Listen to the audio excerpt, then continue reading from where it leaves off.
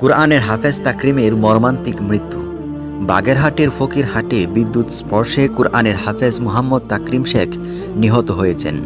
সোমবার বিকেলে ৫টায় তার নিজ বাড়িতে ঘটনা ঘটে। নিহত হাফেজ তাকরিম উপজেলার লক্ষ্মপুর ইউনিয়নের ৯ নং ওয়ার্ডের বাসিন্দা ও মাদ্রাসা শিক্ষক মাওলানা মুসলিম উদ্দিন শেখের ছেলে। সে ভবনা দাখিল মাদ্রাসার ১০ম শ্রেণীর ছাত্র।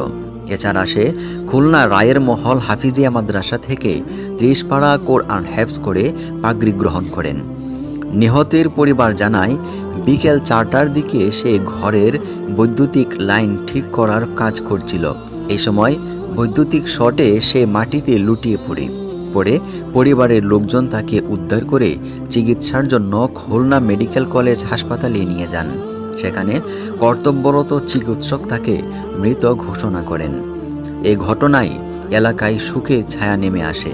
ফকিরহাট মডেল থানার officer in charge S M. Alamgir Hossain জানান, ঘরে বিদ্যুতের কাজ করার সময় মারা যাওয়ার ঘটনাটি তিনি শুনেছেন।